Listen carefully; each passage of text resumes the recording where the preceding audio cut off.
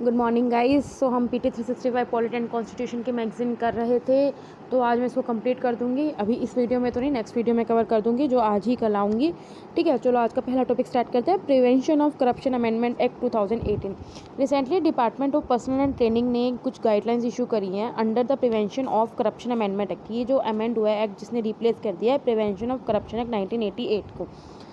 जो corruption act था, prevention of corruption act 1988 का, उसको रिप्लेस कर दिया किसने, 2018 के एक्ट को। अब क्या है, department of personal and training है, उसने कुछ गाइडलाइन इशू करी है। गाइडलाइन में ये है कि अगर कोई डिसएग्रीमेंट हो जाता है किसके बीच में, कोई भी सेंट्रल गवर्नमेंट के डिपार्टमेंट के बीच में, या फिर वो सीवीसी, सेंट्रल विजिलेंस कमीशन, जो सारे करप्शन के मैटर्स देखती है, वो हाईएस्ट बॉडी है जो करप्शन के मैटर्स को देखती है। अगर इन दोनों के बीच कोई डिसएग्रीमेंट हो गया तो उस मैटर को रेफर किया जाएगा department of personal and training, और उसको हेड किया जाएगा प्राइम मिनिस्टर के द्वारा फाइनल एडवाइस के लिए। अब की प्रोविजंस क्या हैं जो हमने ऐड किए हैं। पहले क्या होता था, अभी क्या है कि जो पुलिस ऑफिसर है वो बिना प्रायर अप्रूवल, किसी भी रेलेवेंट अथॉरिटी के प्रायर अप्रूवल के बिना इन्वेस्टिगेशन स्टार्ट नहीं कर सकता, जबकि पहले ऐसा नहीं था। दूसरा क्या है, सैंक्शन ऑफ प्रोसिक्यूशन। प्रोसिक्यूशन क्या मतलब क्या है कि किसी के अगेंस्ट आपको लीगल प्रोसीडिंग्स को स्टार्ट करना है, क्रिमिनल प्रोसीडिंग्स को स्टार्ट करना है। सैंक्शन नीडेड, आपको परमिशन चाहिए कि अगर आपको किसी के अगेंस्ट प्रोसीडिंग स्टार्ट करनी है, और सेंटर उसके लिए गाइडलाइंस को नोटिफाई करेगा। ठीक है, और उस सैंक्शन को डिसीजन लेने में विद इन 3 मंथ्स में ही आपको सैंक्शन, सपोज करो अब मुझे लीगल प्रोसीडिंग स्टार्ट करनी है, क्रिमिनल प्रोसीडिंग स्टार्ट करनी है, तो उसके लिए मुझे सैंक्शन लेना पड़ेगा। ठीक है, मैंने सैंक्शन लिया, और अब उनकी भी ड्यूटी है कि उनको सैंक्शन विद इन 3 मंथ्स में मुझे दे देना है। ठीक है, और तीसरा क्या, जो कि पहले ये स्टेप नहीं था, fourth feature of property. Section ने इंट्रोड्यूस कर दिया कि अगर किसी भी एफ में कोई अगर प्रॉपर्टी को कन्फिस्केट करता है या अटैच करता है, तो उसके लिए हम स्पेशल कोर्ट इंट्रोड्यूस कराएंगे। ठीक है, नेक्स्ट देखते हैं ब्राइबरी। अगर कोई ब्राइब ले रहा है वो एक ऑफेंस है, पनिशेबल है, और उसको 7 साल तक की सज़ा हो सकती है। लेकिन अगर किसी को ज़बरदस्ती ब्राइब दी जा रही है, ज़बरदस्ती दी जा रही है, तो उसको पहले ये 1 हफ्ते के अंदर रिपोर्ट करना होगा, क्योंकि ब्राइब क्या है, एक अनड्यू एडवांटेज है, defined as gratification other than the legal remuneration. ठीक है, और ऐसे जो केसेस होंगे, जो ब्राइब या करप्शन से केसेस, उसको हमें 2 साल में क्या करना है, ख़त्म करना है। और ज़्यादा किया कि 4 साल तक लटका सकते हो, लेकिन उसके भी आपको रीज़न देना पड़ेगा कि 4 साल लगे क्यों हैं। ठीक है, क्रिमिनल मिसकंडक्ट हो गया कि 2 फॉर्म्स ऑफ क्रिमिनल कंडक्ट को अब कर दिया। Misappropriation of property and trusted to the, अगर किसी पब्लिक सर्वेंट ने अपनी प्रॉपर्टी का मिस अप्रोप्रिएट किया तो उसके अंडर क्रिमिनल मिसकंडक्ट होगा। ठीक है, अभी जो प्रिवेंशन ऑफ करप्शन एक्ट 1988 है क्या, इसके अकॉर्डिंग जो पब्लिक सर्वेंट है वो वही सर्वेंट है जो किसी भी गवर्नमेंट के डिपार्टमेंट में काम कर रहा है। ठीक है, और उससे गवर्नमेंट से अपनी पेमेंट ले रहा है। This act shifted the burden of proof from prosecution to the accused. MP और एमएलए इस पब्लिक सर्वेंट की डेफिनेशन में नहीं है। ठीक है, इफ़ द ऑफेंसेस, अगर पब्लिक सर्वेंट के अगेंस्ट ऑफेंसेस को प्रूव किया जाता है तो उसको 6 महीने तक की सज़ा हो सकती है और 5 साल तक की भी हो सकती है। ठीक है, इस एक्ट के अंडर स्पेशल जजेस को अपॉइंट किया जाएगा बाय द सेंट्रल या स्टेट गवर्नमेंट। ठीक है गाइस, आई होप आपको समझ में आया। इंडियन पैनल कोड और क्रिमिनल प्रोसीजर कोड। अभी क्या है, यूनियन गवर्नमेंट ने डिफरेंट स्टेट गवर्नमेंट्स को मैसेज किया और उनसे सुजेशन मांगे हैं कि आप अपने आईपीसी और क्रिमिनल प्रोसीजर कोड के ऊपर अपने सुजेशन दो, क्योंकि जो अभी ये जो कोड्स हैं ना, ये बहुत पुराने हो चुके हैं और इनमें अब ऐसी चीज़ें हैं जो पे काम की नहीं है। ठीक है, तो अब क्या कर रहे हैं, हम भी चाह रहे हैं कि कुछ मॉडिफाई किया जाए। अब आईपीसी है क्या, आईपीसी इसमें क्राइम की डेफिनेशन है, वो डिटरमाइन करता है कि ये किस तरह का क्राइम है, जबकि क्रिमिनल प्रोसीजर कोड क्या है, वो इन्फॉर्म करता है अब इसके अंदर कौन सी इन्वेस्टिगेशन प्रोसेस ली जाएगी। आईपीसी में बताते हैं कि यहाँ इस तरह का क्राइम है। ठीक है, अब क्रिमिनल प्रोसीजर क्या बताएगा, अब इस क्राइम के लिए आप क्या प्रोसीजर फॉलो करोगे। ठीक है, ये बताएगा about the criminal investigation process. जो इंडियन पैनल कोड है, ये ऑफिशियल क्रिमिनल कोड है इंडिया का।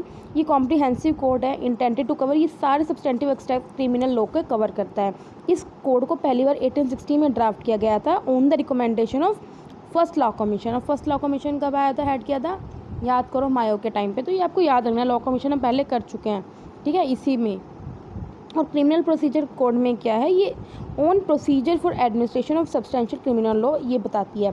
जो क्रिमिनल प्रोसीजर कोड है, इसको हमने 1973 में इनेक्ट किया था, जबकि इसको 1882 में क्रिएट कर चुका था। ये मशीनरी प्रोवाइड करते हैं इन्वेस्टिगेशन ऑफ क्राइम की, एप्रीहेंशन ऑफ सस्पेक्टेड क्रिमिनल्स की, collection of evidence, determination of guilt और innocence of the accused person, और determination of punishment of the guilty. तो ये सारी चीज़ें कौन बताता है? क्रिमिनल प्रोसीजर कोड ही बताता है कि अगर मेरे पे लगा है आरोप लगा है कि यार मैं गिल्ट, तो मुझे मैं गिल्ट हूँ या इनोसेंट, इसको कौन प्रूव करेगा? ये क्रिमिनल प्रोसीजर कोड के अकॉर्डिंग ही प्रोसेस होती है, वो बताता है, ठीक है। और अगर गिल्टी प्रूफ होगी तो मुझे क्या पनिशमेंट होगी, ये भी उसी के अकॉर्डिंग दिए जाते हैं। जो भी ये कोड्स है ना, Indian Penal Code, Criminal Procedure Code, Indian Evidence Act, narcotic drugs and psycho, इन सब के लॉज को रिव्यू कौन करता है? Bureau of Police Research and Development. जो Bureau of Police Research and Development है, ये किसके अंडर काम करता है? Ministry of Home Affair. ये 1970 में सेटअप किया था। क्यों सेटअप किया था? ताकि हम पुलिस फोर्सेस को क्या कर सके? मॉडर्नाइजेशन कर सके, ठीक है। नेक्स्ट करते हैं इंडिया एंटरप्राइज आर्किटेक्चर फ्रेमवर्क। अभी 22nd नेशनल कॉन्फ्रेंस हुई थी ई गवर्नेंस तो आप समझ भी गए होंगे, ठीक है, कि इलेक्ट्रॉनिक माध्यम से हमें गवर्नेंस करनी है, ठीक है। तो इसमें अडॉप्ट किया गया Shillong declaration on e governance और वहाँ पे इंडिया एंटरप्राइज आर्किटेक्चर को सेटअप किया गया। अब आप देखो, इसमें अपना एक सिंपल भाषा में समझो, अगर आप ज़्यादा अंदर जाओगे ना तो आप समझ नहीं पाओगे इसको। इसी में यही है कि हर एक इंडिविजुअल के पास एक अकाउंट आ जाएगा, एक पर्सनल अकाउंट आ जाएगा, जहाँ पे वो हर एक गवर्नमेंट सर्विसेज को अवेल कर सकता है। इससे क्या होएगा? उसको बार बार डिफरेंट साइट्स पे नहीं जाना होएगा और डिफरेंट लॉगिन नहीं करना पड़ेगा to assess the government services. इसमें यही है कि हमें इंटीग्रेट करना है हर एक गवर्नमेंट सर्विसेज को। दोबारा सुन लो, ये एक ऐसा फ्रेमवर्क है जिसमें हमने एक फ्रेंडली आर्किटेक्चर को डेवलप करना है, जहाँ पे हम गवर्नमेंट को एक सिंगल एंटरप्राइज, अभी क्या गवर्नमेंट में क्या इतने डिफरेंट मिनिस्ट्रीज हैं, उनके डिफरेंट डिपार्टमेंट्स हैं, तो हर एक डिपार्टमेंट की, हर एक मिनिस्ट्री की अलग अलग क्या वेबसाइट है, और उसमें अगर आपको इन्फॉर्मेशन लेना है उसकी अलग अलग वेबसाइट विजिट करनी होगी, अलग अलग। फिर अगर आपने वहाँ पे अपना लॉगिन आईडी बनाई है तो उसको लॉगिन करना होगा, उसके बाद आप कुछ उसको इन्फॉर्मेशन ले सकते हो। लेकिन अब इसमें क्या कर रहा है इंडिया, इसके तहत क्या कर रहा है कि हम एक सेपरेट एक बनाएंगे, इंटीग्रेटेड बनाएंगे, जहाँ पे हर एक गवर्नमेंट सर्विसेज का एसेस होगा। तो इससे क्या होएगा? आपको डिफरेंट वेबसाइट्स पे नहीं जाना होगा, डिफरेंट आपको लॉगिन नहीं करने पड़ेंगे। तो ये क्या कर रहा है? इंटीग्रेटेड कर रहा है कि हम गवर्नमेंट की जितनी भी जो है ना, उसको एक तरह के गवर्नमेंट को एक सिंगल एंटरप्राइज की तरह एक्ट करेंगे, ना कि डिफरेंट मिनिस्ट्रीज या डिफरेंट डिपार्टमेंट की तरह उसे एक्ट करेंगे। समझ में आ गया? बस यही है इसमें। सॉरी यार, एक मिनट। अब कुछ और ई गवर्नेंस इनिशिएटिव्स हैं जो कि लिए गए हैं, एक सेकेंड रुकिएगा इस। हाँ, ई गवर्नेंस इनिशिएटिव है। जो पहला है नेशनल ई गवर्नेंस डिवीज़न। ये एक इंडिपेंडेंट बिजनेस डिवीज़न है जो कि किसके द्वारा एस्टेब्लिश किया गया? Ministry of electronics and information technology. ये क्या करेगा? देखो, इसमें भी आप इजीली समझ लो, एक नेशनल ई गवर्नेंस प्लान है। ये किसका इनिशिएटिव है? गवर्नमेंट का। इसमें क्या है कि जो गवर्नमेंट सर्विसेज है ना, जो भी गवर्नमेंट हमें सर्विस देती है, वो हर सिटीज़न के पास अवेलेबल रहेगी, किसमें? इलेक्ट्रॉनिक मोड में, ठीक है। इलेक्ट्रॉनिक मीडिया में वो आप एक ऐप है, जैसे अभी माई गवर्नमेंट की एक ऐप है, कोरोना के चलते ऐप है, तो आपने उसे डाउनलोड किया। अब आपको क्या इलेक्ट्रॉनिक मीडिया के थ्रू सारी न्यूज़ मिल रही है, और उसमें सारी क्या न्यूज़ भी है ना, वो सारी रियलेबल न्यूज़ है, कोई भी फेक न्यूज़ नहीं आती। तो इसमें यही है कि नेशनल ई गवर्नेंस डिवीज़न के तहत, जो कि ये किसने सेटअप किया था? Ministry of electronics and information technology. ये क्या कर रहा है? नेशनल ई गवर्नेंस प्लान को अंडरटेक कर रहा है, इसका मैनेजमेंट ये सपोर्ट करेगी सेंट्रल मिनिस्ट्रीज़ को, स्टेट गवर्नमेंट्स को, उनके ई गवर्नेंस इनिशिएटिव को। जो भी वो स्टेट गवर्नमेंट या डिफरेंट सेंट्रल गवर्नमेंट की मिनिस्ट्री जो भी ई गवर्नेंस इनिशिएटिव लेंगी, वो हर सिटीज़न के पास अवेलेबल हो, उनको पता रहे इलेक्ट्रॉनिक मीडिया में, तो वही काम करेगी। सेकंड चलते हैं Pragati, proactive governance and timely implementation. ये एक इंटरेक्टिव और इंटीग्रेटिंग प्लेटफॉर्म है जिसका एम क्या है कि हम जो कॉमन मैन है, आम आदमी है, उनकी ग्रीवेंसेस को एड्रेस कर सकें। साथ में वो मॉनिटर करेगी जो भी प्रोजेक्ट्स हैं, सेंट्रल और स्टेट गवर्नमेंट जो उनको रिव्यू करेगी, ठीक है। 3 टायर सिस्टम है, इसमें पीएमओ है, यूनियन गवर्नमेंट के सेक्रेटरीज और चीफ सेक्रेटरीज है स्टेट्स के। 3 टेक्नोलॉजीज़ में काम करते हैं, डिजिटल डाटा मैनेजमेंट करते हैं, वीडियो कॉन्फ्रेंस करते हैं, और जियो स्पेशल टेक्नोलॉजी। जियो स्पेशल टेक्नोलॉजी क्या होता है? जियो का मतलब ही आपको समझ में आ रहा होगा, अर्थ से। स्पेशल का मतलब है किसी एक पर्टिकुलर लोकेशन की हम क्या करते हैं? टैग करते हैं उनको, मतलब ट्रैक करते हैं, ठीक है। जियो स्पेशल टेक्नोलॉजी का मतलब है कि अर्थ की किसी एक पर्टिकुलर लोकेशन से हम काम, मतलब कि उसको पता लगा सकें, ठीक है। इस पर काम करती है।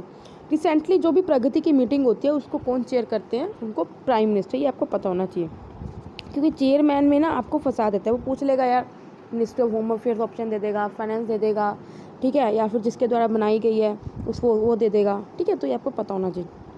गवर्नमेंट इंस्टेंट मैसेजिंग सिस्टम, देखो ये कुछ नहीं है, ये एक तरह का मैसेज भेजने का वो है, जैसे आप व्हाट्सएप है या टेक्स्ट है, आप क्या करते हो मैसेजेस भेजते हो ना, उसी तरह ये मैसेजिंग का प्लेटफॉर्म है, मैसेज प्लेटफॉर्म है, जिसमें जो सेंट्रल और स्टेट गवर्नमेंट के डिपार्टमेंट और ऑर्गेनाइजेशन है वो क्या कर सकते हैं, कम्युनिकेशन कर सकते हैं एक दूसरे को मैसेज भेज के।